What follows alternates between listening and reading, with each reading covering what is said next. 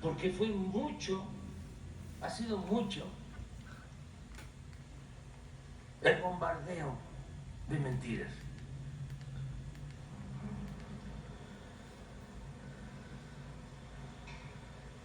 ¿Qué sucedió en la época neoliberal?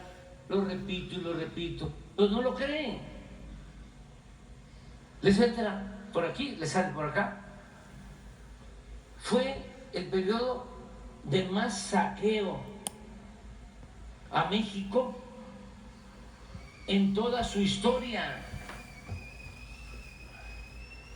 Y se puede probar técnica, científicamente.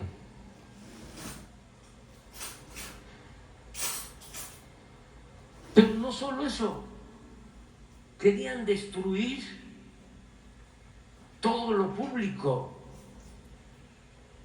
y desde luego privatizarlo todo, con la idea de privatizar las ganancias y socializar las pérdidas. ¿Qué fue el FOBAPROA? Convertir las deudas de unos cuantos en deuda pública. Bueno, en el caso de salud, ¿qué daño causaron con los rechazos? Ya se les olvidó de que presentaban examen para ingresar a las escuelas de medicina y rechazaban a los jóvenes con la mentira de que no pasaban el examen de admisión, cuando no era cierto. No era que no pasaran el examen de admisión, es que no había cupo, no había espacio, no había presupuesto, porque estaban promoviendo el que estudiara solo el que tenía para pagar colegiatura. Siempre lo he dicho, no estoy en contra de la educación privada. El que tiene para pagar colegiatura en una escuela privada, ese es su derecho, pero el Estado está obligado a garantizar la educación pública, gratuita, de calidad en todos los niveles escolares. ¿Desde cuándo empieza esta política privatizadora? Desde Salinas, cuando Cedillo era secretario de Educación, que reforman el artículo 3º para limitar la educación pública gratuita solo a nivel básico y dejar al mercado la educación media superior y la educación superior. ¿Qué pasaba? Miles de rechazados cada año. ¿Cuál es el resultado de esa política?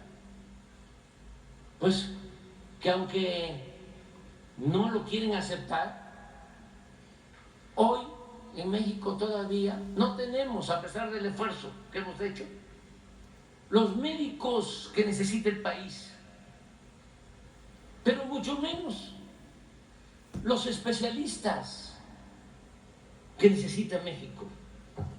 Fíjense el daño que causaron.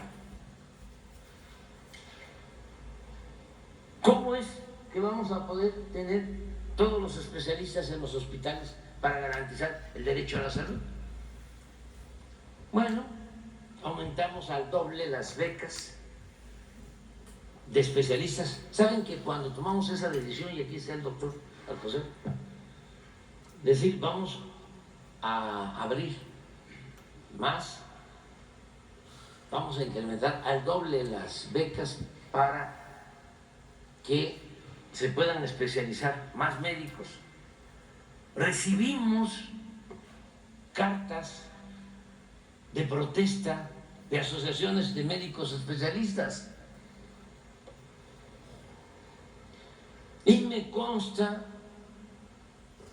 desde que entramos al gobierno, no voy a olvidar lo primero que hicimos, porque esto lo teníamos pensado desde el inicio, pero llegó la pandemia y tuvimos que actuar en emergencia.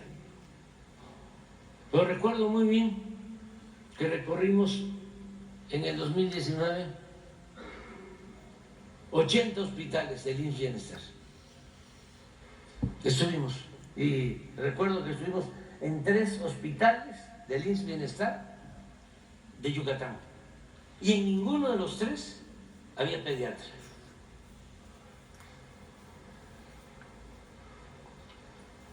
Y así, en general, porque además no tenemos todos los especialistas y por distintas razones que respetamos. No cualquier especialista se quiere ir a un hospital, a una zona marginada. Hemos ahora ampliado las becas, tenemos más especialistas, más estímulos, se abrió la posibilidad de que si un especialista del seguro ya estaba jubilado, pero todavía estaba en condiciones de seguir atendiendo pacientes, que se les contrataba sin quitarles su pensión. Y también queremos agradecer, que eso tampoco les gusta nada, a nuestros adversarios, pero eso es un asunto que tiene que ver con la salud de nuestro pueblo y es un derecho humano, no es un asunto ideológico. Contratamos médicos especialistas en Cuba. Tenemos firmado un convenio con el gobierno de Cuba y quiero aprovechar para agradecerle mucho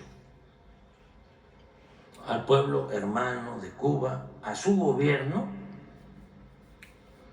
por el apoyo que ha significado el que nos estén ayudando con estos médicos especialistas que están en la Sierra de Nayarit, en Campeche, que están en Colima, que están en todos lados.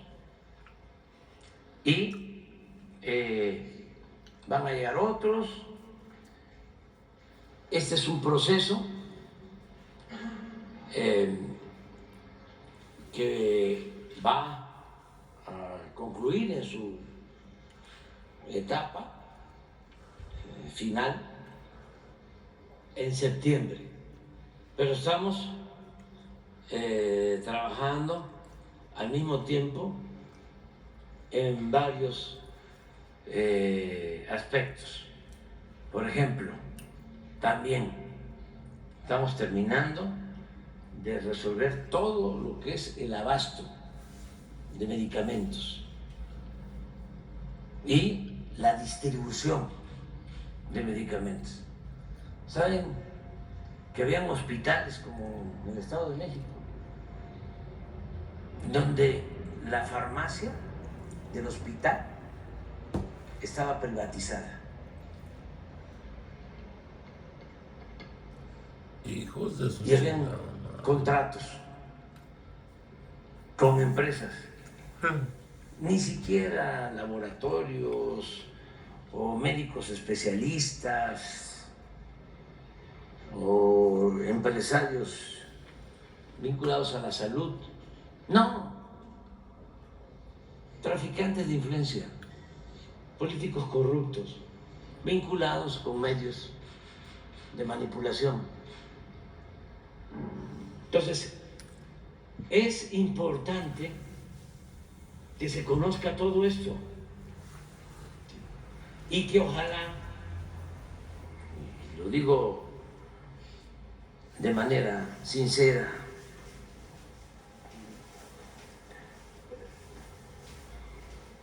nuestros adversarios, no estoy hablando de los dirigentes, porque ellos tienen un propósito muy definido. A ellos lo que los mueve es el dinero. Y lo que no quieren es dejar de acrecentar sus privilegios. Entonces ahí no hay mucho que hacer. Pero sí hay mucha gente de clase media que ha sido muy manipulada, que me gustaría llamarlos sinceramente a la reflexión, a buscar argumentos, a no dejarse engañar y también a que no abandonen el principio filosófico, humanista del amor al prójimo, que no alberguen odio, que hay que tenerle respeto y mucho amor a nuestros semejantes. Ayer estaba yo viendo, a ver si lo encuentras por ahí, no sé si sea cierto, si existe a la persona, pero es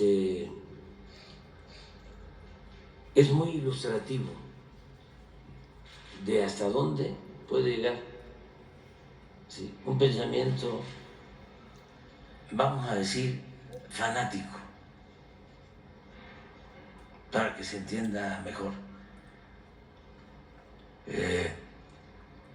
Por lo general no es un pensamiento del pueblo, incluso de la gente que no está con nosotros, pero que pertenece a las clases populares, sino por lo general es de gente de arriba. Además, que ese es el otro fenómeno que hay que analizar bien, de quienes supuestamente tienen más nivel académico. Por eso siempre hablo de que una cosa es la educación y otra cosa es la cultura. No precisamente el más educado es el más culto. Cierto. Pero a ver si no encuentras donde dice, ya no le voy a dar propina al mesero. A ver si lo encuentras, porque me llamó mucho la atención. Ya no voy a darle nada al viene. ¿Quién sabe si es real? Además, ni siquiera pongamos al autor de ese mensaje, pero sí hay que entender los fenómenos. Y luego me tocó ver a un conductor de radio que la verdad yo no odio, no tengo enemigos, tengo adversarios. Y no quiero tener enemigos, no quiero odiar a nadie. Pero sí me preocupa actitudes, ¿no?, de gente que tiene una función de informar, que es una función pública. O sea, pero Pero dice una persona. no es de ninguna persona. Sí, pero se circula, pero como propaganda, pues. Unidos por México. A partir de hoy ya no le daré propina al viene. Ya no le dejaré el 10% al mesero. Ya no voy a darle al limpiabrisa. Ya no voy a donar cuando haya un desastre natural o terremoto. Ya no le voy a dar 10 pesos al cerillo del súper, aunque sea adulto mayor. Ellos votaron por Morena, que les ayude Morena. Pero esta es una. Hay respuestas de la misma gente, brillantes, cada quien pues que haga sus conclusiones, pero hay un conductor que tampoco lo voy a exponer, pero que dice, refiriéndose a la virtual candidata, la virtual presidenta, ¿no? Dice, la odio,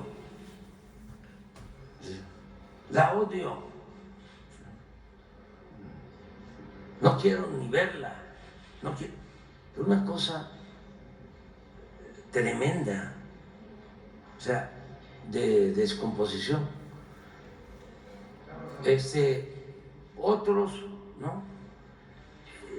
En ese plan, ¿no? Entonces, todos cometemos errores, todos.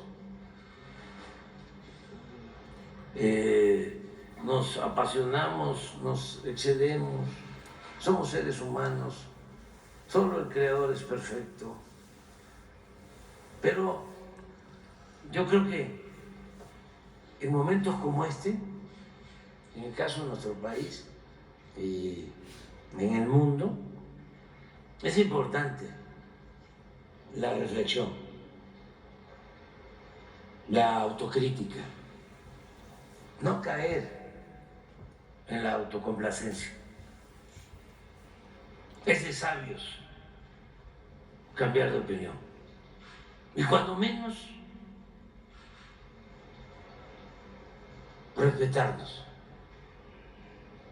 Me gusta más la palabra respeto que tolerancia. Porque tolerancia es como conceder algo. Te concedo, te tolero. El respeto es más horizontal, es más igualitario. Entonces, porque vamos a seguir y podemos mantener nuestra convivencia, una de las cosas más importantes de este proceso, y eso, lo subrayo, se lo debemos a todos los mexicanos. Lo más importante de todo es que los cambios se están dando de manera pacífica, cambios profundos, bueno, que llevan a esto. Pero nada más. La independencia fue violencia. Imagínense cómo eran los conservadores en ese entonces, que no le perdonaron a Hidalgo que haya proclamado la abolición de la esclavitud, y que no solo lo asesinan, le cortan la cabeza y le exhiben 10 años en la plaza principal de Guanajuato, como escarmiento.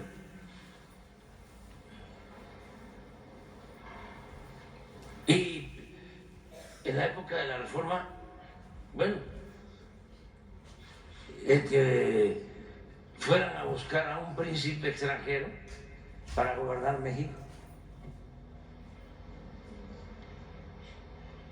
Y en la Revolución, lo que significó el martirio, el asesinato de los Madero, y odio, porque suele pasar que cuando el que lucha por la libertad, por la justicia, por la democracia, pertenece a la misma clase,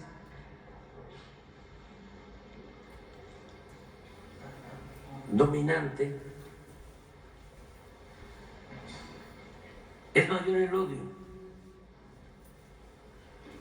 O sea, se sienten traicionados. Me estaban comentando que fue a votar el ministro Saldívar, que vive creo que en Las Lomas, y que lo maltrataron en la fila para votar y que le gritaban: eres un traidor.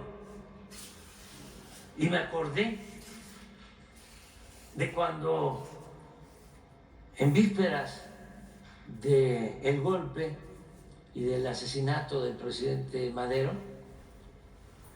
asesinan, lo torturan a su hermano Gustavo en la Ciudadela, y un grupo de fifís de la más alta sociedad hacen una caravana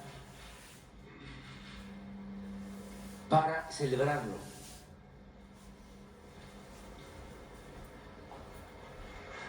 En los carros. Y ese grupo incendia la casa, quema la casa de los Madero. Y son los que festejan el asesinato del presidente Madero, el apóstol de nuestra democracia. Entonces, esos odios que se desatan con las transformaciones deben de evitarse por todos los medios. Y yo tengo que decir que agradezco mucho a los adversarios que aún con insultos y demás han logrado autolimitarse, y eso lo tenemos que celebrar, porque no es poca cosa llevar a cabo una transformación de manera pacífica. En la historia política reciente, el que intentó hacerlo de manera pacífica fue el presidente Allende, y él fue de los precursores de los cambios por la vía electoral y por la vía pacífica. Y en ese entonces era muy difícil de que se aceptara de que podían llevarse a cabo cambios de manera pacífica. Por eso fue una canallada lo que le hicieron, porque buscaba la transformación de manera pacífica. Él dejó ese ejemplo. Y nosotros tenemos que seguir fortaleciendo nuestra democracia, que se está consolidando, y siempre apostar a la vía pacífica y legal. Y nada de violencia.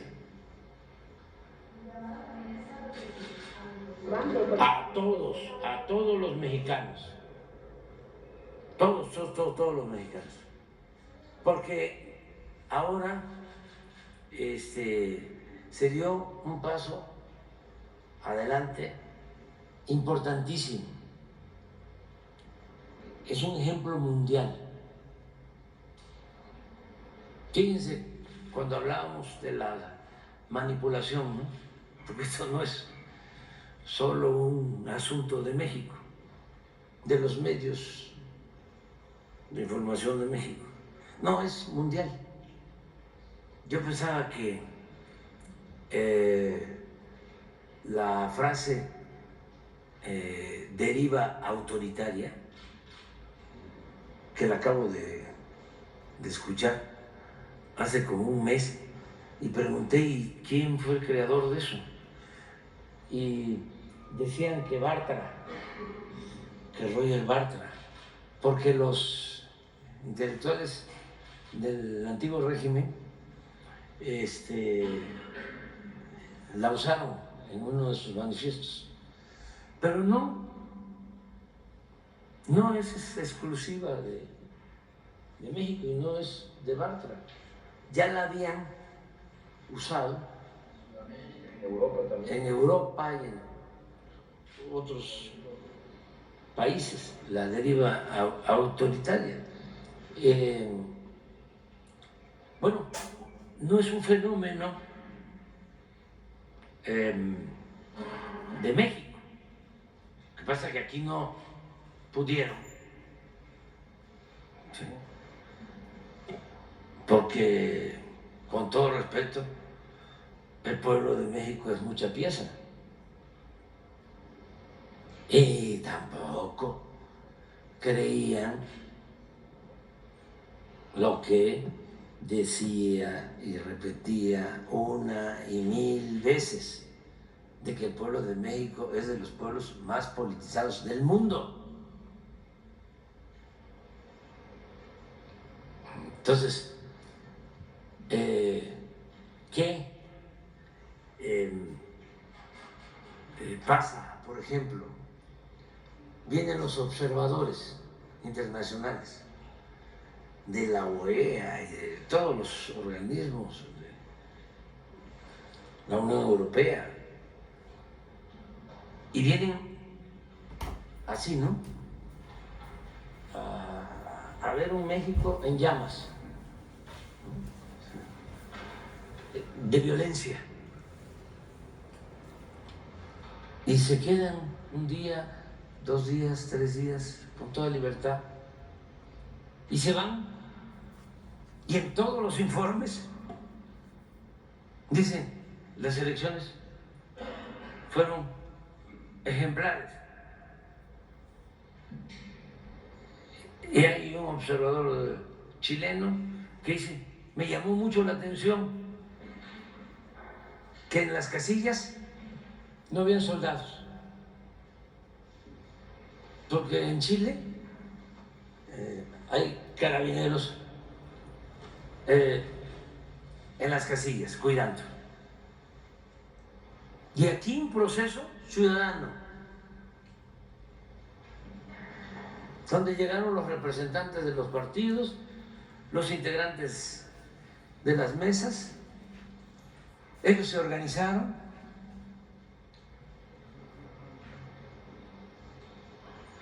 y se instalaron prácticamente todas las casillas. Por cierto, mi agradecimiento a todos esos ciudadanos, mujeres, hombres,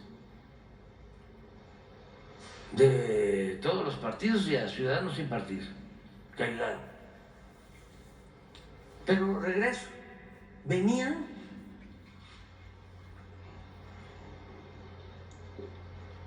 muy prejuzgados.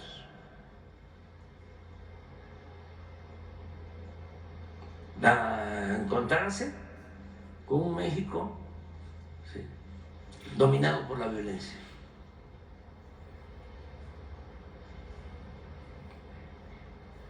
Pero se tiene que analizar esto. Es importante qué resultados se obtuvieron.